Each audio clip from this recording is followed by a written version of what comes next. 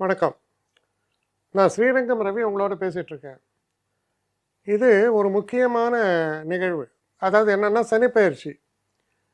சனிப்பெயர்ச்சிங்கிறது பார்த்திங்கன்னா சாதாரணமாக 2.5 வருஷம் சொல்கிறோம், சில நேரங்களில் 3 வருஷமாக இருக்கும், சில நேரங்கள் 2.25 வருஷமாக இருக்கும். இப்படி ஒரு சைக்கிள் சனி வரத்துக்கு 29.5 வருஷம் சாதாரணமாக இருக்கக்கூடிய காலம். இப்போது இந்த சனிப்பெயர்ச்சியுடைய விஷயத்துக்கு வருவோம். சனி கும்பராசியிலிருந்து மீன ராசிக்கு பிரவேசிக்கிறார். இதில் 2 சிஸ்டம் இருக்குது. ஒன்று திருக்கணிதம், இன்னொன்று வாக்கிய பஞ்சாங்கம். அதான் கோயிலெலாம் பண்ணுவாங்க. ஸோ அதுக்கும் நமக்கும் இது இல்லை, அதில் கொஞ்சம் வித்தியாசப்படலாம். ஆனால் திருக்கணிதப்படி மார்ச் மாதம் 30ஆம் தேதி இந்த சனி பயிற்சி நடக்கிறது 2025 வருஷம். அப்போ மீன ராசிக்குள்ளே போகக்கூடிய இந்த சனி பகவான் இங்கே இருக்கக்கூடிய காலம் எதுன்னா இந்த வருஷம் 25 டிசம்பர் முடிய, அப்புறம் 26 full year January to December, அப்புறம் 27 ஜூன் 1ஆம் தேதி தான் அடுத்த சனி பயிற்சி வருது. அப்போது கரெக்டாக பார்த்திங்கன்னா இந்த வருஷத்தில் 9 மாதம் கிட்டத்தட்ட. ஆமாம், மார்ச்னா 9 மாதம். 9 மாதம் இந்த வருஷத்துலேயும், அடுத்த வருஷம் ஃபுல்லாகவும், அதுக்கு அடுத்த வருஷத்தில் 5 மாதம் ஃபுல்லாக ஜூன் 1ஆம் தேதி மாறுவார். ஸோ இதுதான் அதோடைய duration. It's a long duration. இதில் ஒரு விஷயம் என்ன நீங்கள் புரிஞ்சுக்கலான்னா, சனி ஃபார்வர்ட் மோஷன்லேயும் இருக்கார், வக்கரத்துலேயும் இருக்கார். சனி வக்கரம் இந்த வருஷத்தில், அதான் 2025 சனி வக்கரமாகக்கூடிய காலம் அப்படின்னு பார்த்தீங்கன்னா அது கிட்டத்தட்ட ஜூன் மாதம் தொடங்கி நவம்பர் மாதம் வரைக்கும் அந்த வக்கரம் இருக்குது சனிக்கு. அப்புறம் திரும்ப ஃபார்வர்ட் மோஷனில் போகிறாரு. அதே போல் அடுத்த வருஷம் ஜூலை மாதம் தொடங்கி கிட்டத்தட்ட டிசம்பர் ஃபஸ்ட் வீக் வரைக்கும், நான் சொல்கிறது 2026. அப்போது இதே மாதிரி வக்கரம் மாறுது. அதுக்கப்புறம் வக்கரம்லாம் இல்லை, நேராக போய் அவர் வெளியில் போகிறார். அது ஜூன் மாதம் 1ஆம் தேதி 2027. அப்போ 2027 தான் மேஷராசிக்குள்ளே போகிறார். இது சனியுடைய மூமெண்ட்டை பொறுத்த வரைக்கும். நடுவில் சில மேஜர் மூமெண்ட்ஸ் நம்ம பார்க்குறோம். அஃப்கோர்ஸ் மாத பலன்களில் சுக்கிரன் புதன் எல்லாரோட இதையும் நம்ம பார்த்து சொல்கிறோம். ஆனால் இதே மாதிரி சனியை போல் கொஞ்சம் டிலேடு, அதாவது கொஞ்சம் நாள் இருந்து செய்யக்கூடிய யார்? ஒன்று குரு, இன்னொன்று ராகு. ராகு கேது அது ஒரே ஆக்சிஸ். குருவை பொறுத்த வரையில் 30ஆம் தேதி சனி பயிற்சி மார்ச். குரு வர மே மாதம் 2025 வருஷம் மே மாதம் 15ஆம் தேதி அவருடைய பயிற்சி. அவர் எங்கேருந்து எதுக்கு போகிறாருன்னு பார்த்தீங்கன்னா ரிஷபத்துலேருந்து மிதுன ராசிக்குள்ளே போவார் குரு. அதுக்கப்புறம் ராகு கேது 19ஆம் தேதி ராகு கேது பயிற்சி, 18ஆம் தேதி இரவு சொல்லலாம் ராகு கேது பயிற்சி. இப்போது குருவை பொறுத்த வரைக்கும் அவர் இங்கே இருக்கக்கூடிய நாட்கள் அவருக்கும் ஃபார்வர்ட் பேக்வேர்ட் மோஷன்லாம் இருக்குது. அது தனி இது, அதை டீட்டெயிலாக குரு பயிற்சியில் பேசலாம். ஆனால் அவங்க அடுத்த கட்டத்துக்கு போகிறது, அதாவது கடகராசிக்குள்ளே குரு போகக்கூடிய காலம் எப்போ அப்படின்னு பார்த்தீங்கன்னா கிட்டத்தட்ட ஜூன் மாதம் 1ஆம் தேதி வரைக்கும் குரு இருக்கார். அடுத்த வருஷம் அதாவது 2026 ஜூன் 1ஆம் தேதி குரு கடகராசிக்குள்ளே போகிறார்.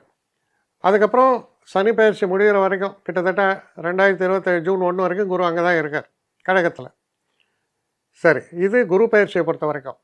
இதே நேரத்தில் ராகு கேதுவுடைய ஒரு மூமெண்ட்டையும் நம்ம பார்க்குறோம். ராகுவுடைய பயிற்சி எப்போவுமே ரிவர்ஸில் வரும், வக்கரமாகத்தான் நடக்கும். அப்போ ராகு தற்சமயம் இருக்கக்கூடிய மீன ராசிலேருந்து கும்பராசிக்குள்ளே வரக்கூடியது எப்போன்னா, இவர் குரு மே மாதம் 15ஆம் தேதி, ராகு 18ஆம் தேதி அவர் கும்பராசிக்குள்ளே வருவார். அப்போ கேது சிம்ம ராசிக்குள்ளே போவார். இப்போது இந்த ஒரு காலகட்டம் எது வரைக்கும் ராகு கேதுவோடைய பயிற்சி இருக்குன்னா டிசம்பர் மாதம் ஃபஸ்ட் வீக்லேயே ராகுவும் கேதுவும் அடுத்த பயிற்சி ஏற்படும். அதாவது ராகு மகரத்துக்குள்ளே வருவார், இவர் கடகத்துக்கு போவார் கேது. இது ராகு கேதுவோடைய மூமெண்ட். அதான் இப்போ சனியுடைய இந்த காலத்தில் முக்கியமான பிளானர்ஸ்னால் குருவுடைய மூமெண்ட் பார்க்குறோம், ராகு கேதுவோடைய பயிற்சி அந்த மூமெண்ட்டையும் நம்ம பார்க்குறோம். இப்போது நம்ம சனி பயிற்சியோடைய டீட்டெயில்ஸுக்கு போகலாம். தனுசு ராசி. தனுசு ராசி நேயர்களை பொறுத்த வரைக்கும் இந்த சனி பயிற்சி எப்படி இருக்குன்னு பார்க்கலாம். 3ஆம் இடத்தில் சனி, ரொம்ப சௌக்கியம், நன்மை. 4ஆம் இடத்துக்கு போகிறார், அது பேர் அர்த்தாஷ்டம சனின்னு சில பேர் சொல்லுவார். ரைட், அதுக்கு என்ன பண்ண முடியும்? அவர் போயிட்டு தானே இருப்பார். சரி, இதனால் வரக்கூடிய சாதகம் என்ன, பாதகம் என்ன? 4ஆம் இடத்தில் சனி போகும்போது என்ன ஆகும்னா, நம்ம இருக்கிற வீட்டில் சில பேருக்கு ஷிஃப்டிங் நடக்கும், மாறுவாங்க. அதே நேரத்தில் சில பேர் புது வீடும் வாங்கிறதுக்கான வாய்ப்புகளும் ஏற்படும். சில பேருக்கு வெளிநாட்டில் போய் செட்டில் ஆகிறதுக்கான வாய்ப்புகளும் ஏற்படும். ஏன்னா நீங்கள் இருக்கும் இடம் 4, அது ஒரு ஜலராசி, அதாவது சனி இருக்கிற இடம்.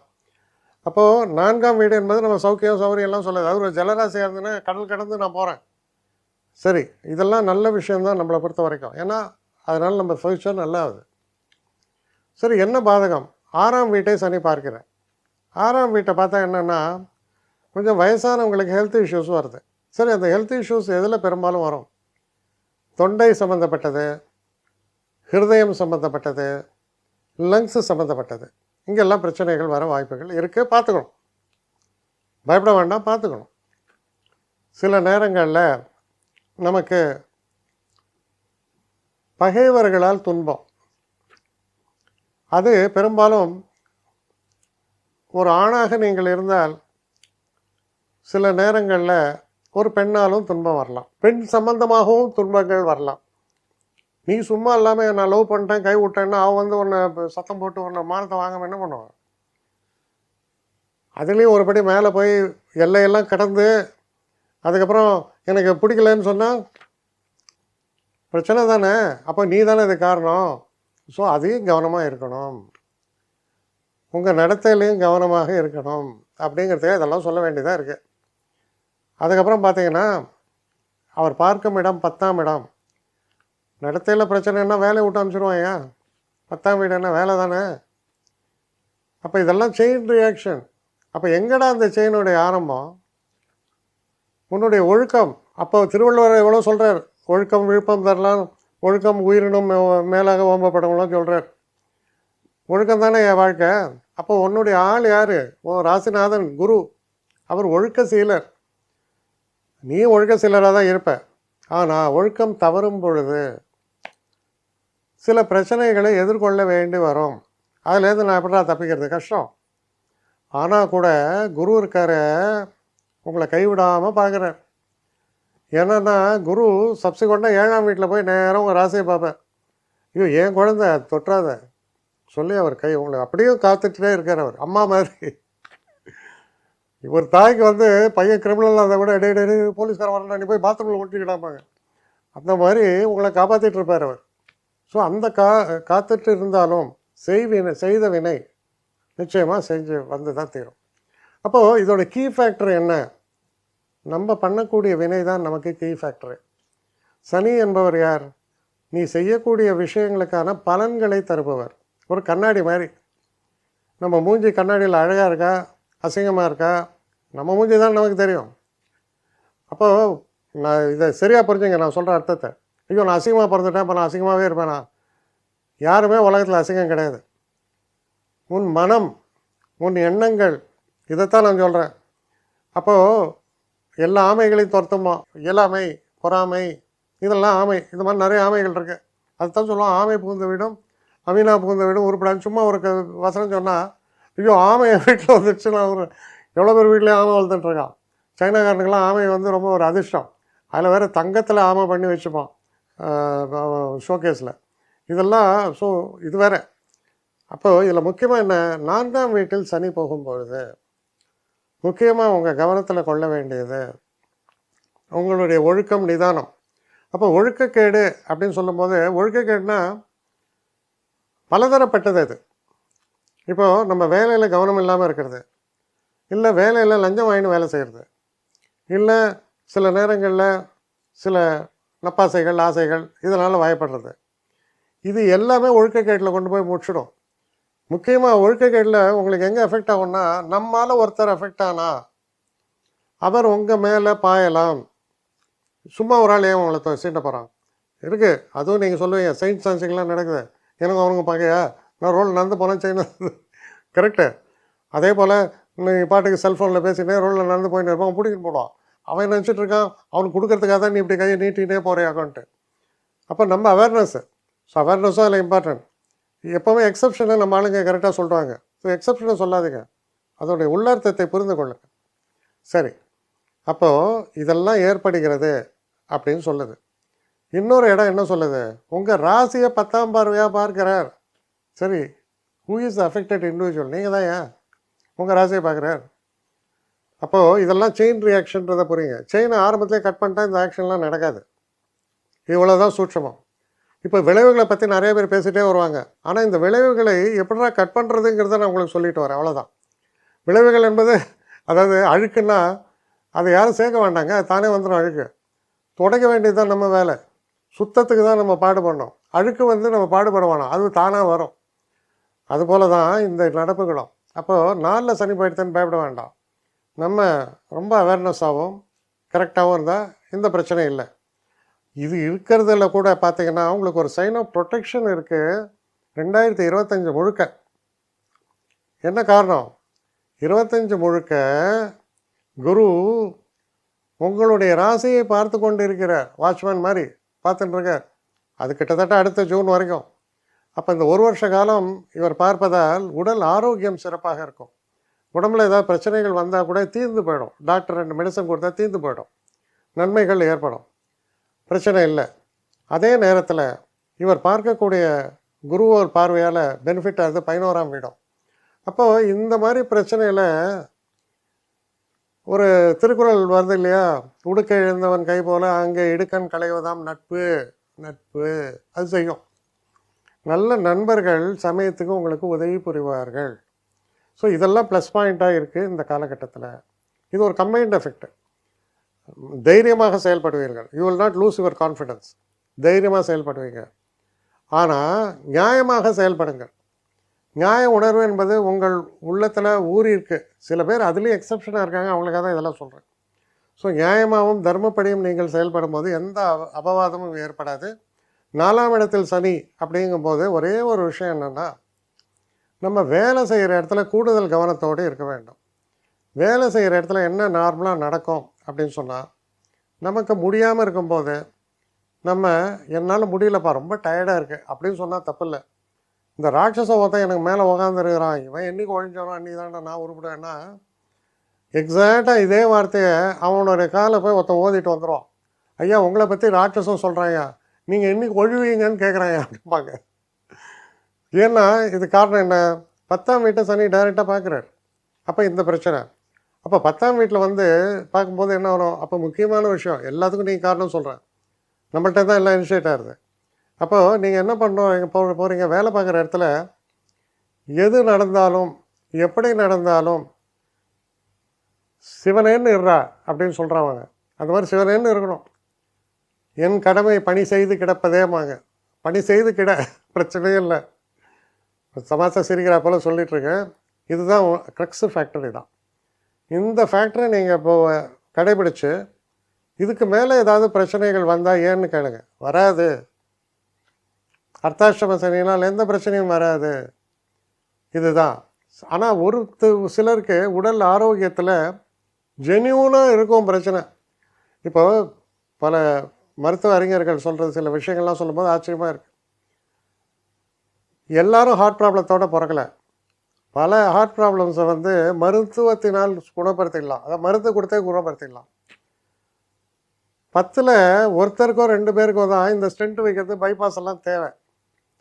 8 பேருக்கு அது தேவையே இல்லை.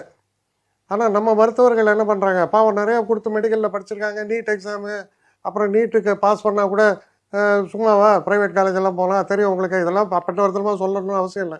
பிறந்த குழந்தைங்க பண்ணலாம், தெரியும் அதெல்லாம். அப்போ அவன் என்ன பண்ணுவான், லாபம் சம்பாதிக்கணும். அவன் ஹார்ட் நல்லா இருந்தாலே சொல்லுவான், சார் ஒரு ஸ்டென்ட்டு போட்டால் இன்னும் நல்லா இருக்கும் சார் சொல்லுவான். ஸோ அதெல்லாம் உங்கள் தலையெழுத்து. நம்மளை உன்னை அறிந்தாலும் எம்ஜிஆர் பாடுவார். உன்னை நீ அறியணும் முதல்ல. உன்னை நீ அறியலைன்னா இந்த அவலத்துக்கு தான் ஆளாகணும். ஸோ இதெல்லாம் நீங்கள் கேர்ஃபுல்லாக பார்த்துங்க. பிரச்சனையெல்லாம் ஒன்றும் இல்லை. ஹெல்த்தில் தேவை என்னவோ அது பண்ணுங்கள். எல்லாருக்கும் தீர்க்க முடியாத தொல்லையெல்லாம் யாருக்கும் அப்படிலாம் இல்லை. எதுவுமே நம்ம உடல் கடவுள் படைக்கும்போது பர்ஃபெக்டாக படைச்சிருக்கார். அதில் தன்னைத்தானே ரிப்பேர் பண்ணிக்கும் நம்ம உடம்பு. அதுவும் அந்த மெக்கானிசமும் நல்லா தான் இருக்குது. சில நேரங்களில் சின்ன சின்ன உதவிகள் தேவைப்படலாம், அதுக்கு மருத்துவம் தேவை. ஆனால் பெரிய அளவுக்கு பிரச்சனைனா ஒரு முறைக்கு 2 முறை யோசித்து அதை செய்யுங்கள். ஏன்னா அந்த பிரச்சனைக்கு அந்த பிரச்சனைனால எனக்கு தீர்வுனா அந்த பிரச்சனையே இன்னொரு பிரச்சனையை உண்டாக்கிடும். ஜாக்கிரதை. ஸோ அர்த்தாஷ்டம சனி இதெல்லாம் தான் பார்த்துக்கணும். அப்போது சில நேரங்களில் நம்ம கையை மீறின ஒரு விஷயம் என்னடான்னா, நம்ம ஹெல்த்தாக இருக்கலாம். அப்போ ஹெல்த்தில் ஏதாவது கொஞ்சம் பிரச்சனைகள் அதிகமாக இருக்குது, அது சரியாக ஹேண்டில் பண்ணி பாருங்கள், அவ்வளோதான். மற்ற விஷயங்கள்லாம் உங்கள் கையில் தான் இருக்குது, நீங்கள் தான் அதுக்கு அதிபதி. ஹெல்த்தில் கூட நார்மலாக நிறைய பேருக்கு மற்ற கிரக பொசிஷனை பொறுத்து நல்ல ஹெல்த் இருக்கும். ஆனால் அந்த ஹெல்த்தை நம்மளே கெடுத்துக்கிறோம். அதுதான் பார்த்துக்கிற வேண்டிய அவசியம். 4 காரு, பைக்கு எல்லாம். நான் இப்போ ஒழுக்கத்தை பற்றி பேசுகிறேன். காரை எடுத்துக்க வேண்டியது நல்லா ஒரு 2 பெக்கு போட்டு 120 கிலோமீட்டர் ஸ்பீடில் ஓட்ட வேண்டியது மிட் நைட்டில். அது எங்கே போய் சொருகிக்கொண்டே தெரியாது. அப்புறம் பைக்கு, நான் ஒத்த வீலில் ஓட்டுறேன், அவனே 2 வீல் கொடுத்துருக்கான், அதுவே டேஞ்சர். ஒரு வீலில் ஓட்டுறேன், வீலிங் இதெல்லாம் பண்ணேன்னா உங்கள் அப்பா உனக்கு கர்மா பண்ண வேண்டி வரும். அதெல்லாம் பார்த்துக்கோ, அதெல்லாம் உங்கள் கையில் தான் இருக்குது. ஹார்ஷாக தான் சொல்ல முடியும். ஏன்னா எவ்வளோ சொல்லியும் உங்களுக்கெல்லாம் புத்தி வரல. இன்றைக்கும் ரோட்டில் எதாவது பண்ணுறீங்க, அப்போ வந்து யாராவது போலீஸ்காரன் வந்து உங்களெல்லாம் கண்ட்ரோல் பண்ண வேண்டியதாக இருக்குது. சொந்தமாக அறிவே கிடையாதா? கையை காலம் முறிச்சுட்டேன்னா 6 மாதம் உள்ள இதில் ஹாஸ்பிட்டலைஸ்டு, அதுக்கப்புறம் கைப்படி தான் இருக்கும், ஒழுங்காக கூட வராது. போன அப்புறம் வருத்தப்பட்டு பிரயோஜனம் இல்லை. 4ஆம் இடம் அது வெஹிக்கிள்ஸை பற்றி பேசுகிறது. அப்போ வெஹிக்கிள்ஸ் ஆக்சிடெண்ட்ஸ் அதுக்கு நீ தானே காரணம். சரி, இதெல்லாம் விடுங்க. வயசானவங்க, அது 4ஆம் இடம் ஜலராசி. பாத்ரூம் ஜலராசி. பாத்ரூமில் போய் பாசி வழுகினா அது உங்கள் தப்பு. பாத்ரூமை கரெக்டாக வச்சுக்கணும், அங்கே போய் வழுக்கக்கூடாது. அதில் வயசானவங்க தான் இதை ப்ரோன் டு திஸ். நிறையா வயசானவங்க பாத்ரூமில் போய் விழுவான், வழுக்குவான், ஏதோ பேசிகிட்டே அவர் பாட்டுக்குள்ளே போவார். அப்போது அந்த வீட்டில் இருக்கிறவங்க பாவம், அவர் பெரியவர், அந்த பாத்ரூமை அவர் வழுக்காத அளவுக்கு க்ளீனாக வைக்கணும். அதுக்கான ஒரு கைப்பிடியெல்லாம் போடணும். இதெல்லாம் பேசிக்ஸ். அப்போது ஆக்சிடென்ட்ஸ் ப்ரோன் அப்படின்னா ஆக்சிடென்ட்ஸில் உங்களை காப்பாற்றிங்க. இதெல்லாம் தான் நான் தனுசு ராசிக்கு சொல்லக்கூடியது. அப்போ 4க்கு போயிடுத்துன்னு பயப்படுவோம், ஒரு பயமும் வேண்டாம். சரி, இதில் கொஞ்சம் கடுமையாக அது செயல்படக்கூடிய காலம் அப்படின்னு எடுத்திங்கன்னா அது 2026 ஜூலை டு டிசம்பர், சனி வக்ரம். அப்போ குருவும் உங்களுக்கு ஆதரவாக இல்லை. அதுதான் டேஞ்சரஸ் பீரியட். ஸோ கவனமாக இருங்க. அப்புறம் கொஞ்சம் வயசானவங்க, உடம்பு முடியாமல், எங்கள் அப்பா, அதாவது நீங்கள் தனுசு ராசியாக இருக்கலாம், எங்கள் அப்பாவோ அம்மாவோ ரொம்ப பாவம் வயசாகிடுது, உடம்பில் ஏகப்பட்ட தொல்லைகள், முடியல அப்படின்னா 10ஆம் வீட்டை அவர் பார்ப்பதால் கர்மாவுக்கு வழிவகுக்கும். கர்மானா அவனுடைய இறுதி. அப்போது சரி அப்படின்னு நம்ம முடிவு பண்ணக்கூடாது. அவங்கள எதாவது காப்பாற்ற முடியுமா, அவங்களுக்கு சரியான மெடிக்கல் அசிஸ்டன்ஸ் கொடுக்க முடியுமா, இதெல்லாம் கவனமாக இருங்க. பெரும்பாலும் வெளிநாட்டில் இருக்கக்கூடிய அன்பர்கள் நிறையா இதெல்லாம் கேட்பாங்க. அப்போது எங்கள் அப்பாவுக்கு நான் ஒன்றுமே செய்யலை சார், வருத்தப்படுறாங்க, பாவம், தப்பில்லை, உன் பழப்பு நீ போன, நீ நல்லா இருக்க, அவளையும் கவனிங்கன்னு நினைக்கிற, தப்பே இல்லை. ஆனால் இந்த ஒரு காலகட்டத்தில் கொஞ்சம் அவேர்னஸாக இருக்கு.